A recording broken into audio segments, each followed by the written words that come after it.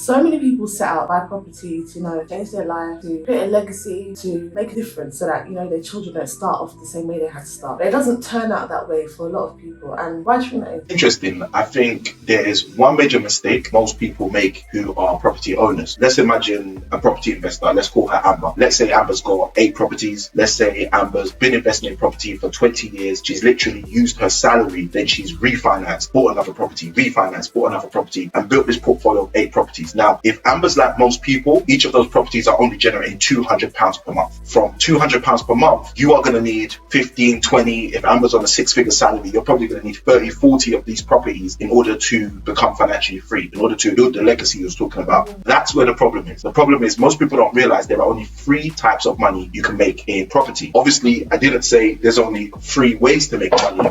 And the evidence is I created this program which talks about 30 ways in 30 days, because there's over 30 ways you can make money in property. But I did say there are only 3 types.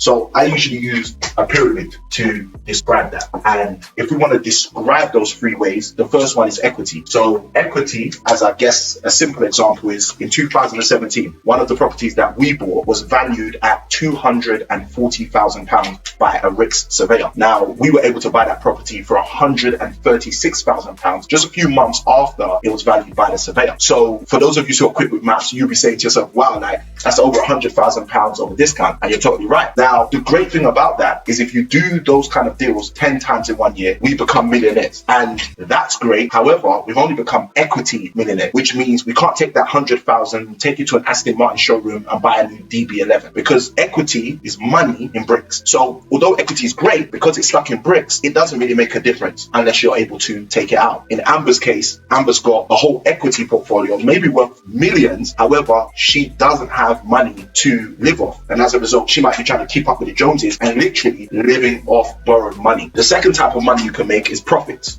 Now, we remember Jim Rohn, who always used to say, profits are better than wages. So the good thing about that is profits are better than wages. But let's say, for example, you buy a house for 100,000. Now, we don't have £100 notes in the UK, so I'll use some dollars. So let's say you buy a house for 100,000, and let's say if we are gonna refurbish the garage and we convert the garage into a bedroom. Now, once we've converted the garage into a bedroom, let's say that costs 20,000 as an investment. Yeah. So 100,000 into buy the property, 20,000 to refurbish. Okay, so if we sell for 150, how much is our pre-tax profit? £30,000. All right, so we get 30,000 as a pre-tax profit. Now, that's great, but if Amber, for example, is on a salary of 60,000 a year, you see, the issue now for someone like Amber is her whole portfolio. If she decides to sell and generate profits, she will never ever make another pound from any one of those properties again. So the issue becomes labor intensive because she has to do all the work again. Yeah, and obviously that's because it's gone. She doesn't have it anymore, so there's not another penny that can be made. That's powerful. So what is the answer? What are we looking for? What should we aim for when we're buying property? Well, that's a key.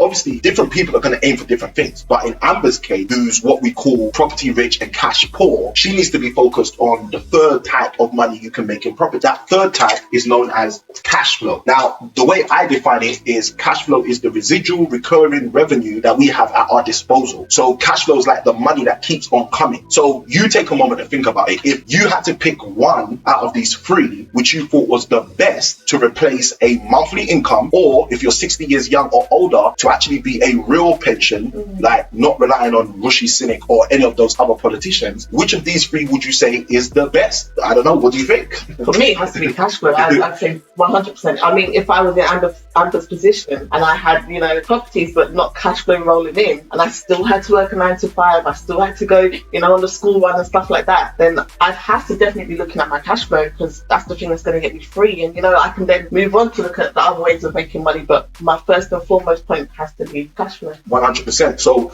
this is the big problem that most property owners actually face. And it's not the fact that there are 3 types of money in property. It's not the fact that one's equity, one's profit, and one's cash flow. It's simply the fact that they're lacking one thing, which if they decided to stop lacking, they would be absolutely fine. And I love to use this illustration of the sun to help people with this. So the sun shines its rays on every single one of us, okay? And some people get sunburn, some people get suntan, some people just get the light from the sun. And then what some people do is they go out with a specific tool and they take the rays of the sun, the same rays that burn some people, tan some people, people and just give some people some light, and they end up with something that can tear through grass, tear through stone, something that can tear through skin, tear through bone. And what is that thing? Laser. It's a laser. That's right. That's right. It must be a laser. So they end up with a laser. And how do they end up with a laser? They end up with a laser because they simply come to the sun with a tool. Now, in the case of this example, the tool they use is a magnifying glass, but that magnifying glass only has one skill. What is that? It's the skill of focus. So it allows myself, yourself, to focus the same sun rays that give some people light, some people a tan, some people a burn, and just focus them so it no longer becomes just light, so it no longer becomes just a tan, so it no longer becomes just a burn, and it now becomes that laser.